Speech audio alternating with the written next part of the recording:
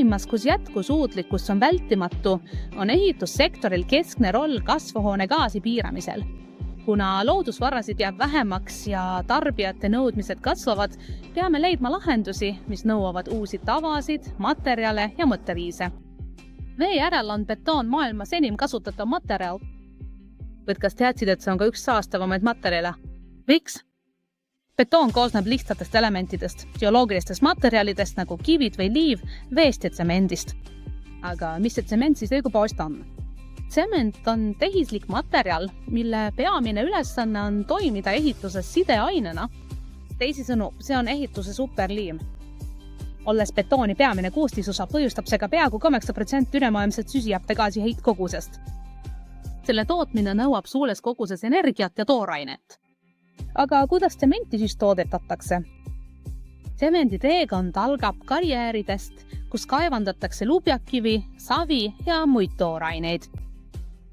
Tehastes toorainet purustatakse ja sõelutakse. Materjal jahvatatakse peeneks pulbriks. See pulber suunatatakse pöördahju ja kuumutatakse umbes 1450 kraadini. Nendel kõrgetel temperatuuridel reageerivad materjalid keemiliselt ja moodustavad uue tahkeaine, mida nimetatakse klinkeriks.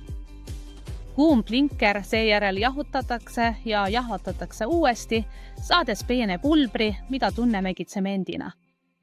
Just 1450 kraadini kuumutamise etapis paiskub atmosfääri suur kogus süsihappegaasi, mis põhjustab kahjuliku kasvuhooneefekti. Kokkuvõtteks tsemendi tootmisele paiskub atmosfääri tohutu kogus süsihappegaasi, mis suurendab planeedi kasvuhooneefekti. Miks me siis tsemendi tootmist ei lõpeta? Linnade laienedes ja rahvaarvu kasvades suureneb ka vajadus tsemendi järele. See kiire areng süvendab keskkonnaprobleeme ja muudab heitkoguste vähendamise keerulisemaks. Lühidalt öeldes on vaja vähendada süsihappegaasi heitkoguseid, tooraine ja vee tarbimist, säilitades samal ajal võimekuse, ehitada rohkem ja kõrgemate kvaliteedistandardite kohaselt. Ja kuidas me selle lahendame? Nutikudega! Madala süsiniku sisaldusega betoon kasutab vähem tsementi, sisaldab ringlusse võõrtud materjale ja säilitab tavapärase betooniga võrdse mehaanilise vastupidavuse. Setchel, eks Portugali suurimaid tsemendiettevõtteid, on otsinud lahendusi juba 1990. aastast. Nende eesmärk on paigas, täielik dekarboniseerimine ehk puhas null aastaks 2050. Algne etapp hõlmas tootmisprotsessi kõigi faaside põhjalikku analüüsi, et leida alternatiivseid lahendusi. Tuvastati peamised parendusvaldkonnad. Vähendada esmaste toorainete tarbimist, vähendada tootmisega seotud heitkoguseid, vähendada tsemendikogust, rakendada nutitehnoloogiaid nagu tehisintellekt, et optimeerida tööd. On tõestatud, et saame toorainet oluliselt vähendada, asendades selle ringlusse võetud materjalidega. Nii pikeneb karjääride eluiiga ja antakse uus elu täiesti kordu kasutatavatele materjalidele, mis muidu satuksid prügilasse. Tsemendi tootmine nõuab suurt soojusenergia tarbimist. Kuidas minimeerida süsinikdioksiidi alajälge selles tootmises?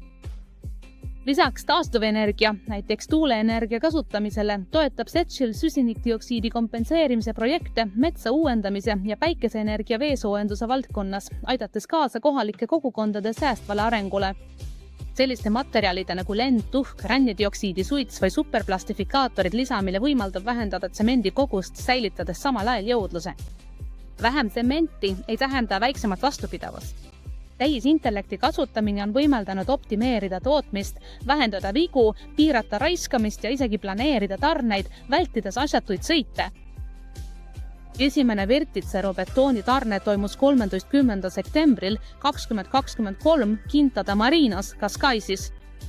Roheline betoon on olemas ja see toimib. See on üks säästvama ehituse võtmetegureid. 100 aastat tagasi oli meil New Deal.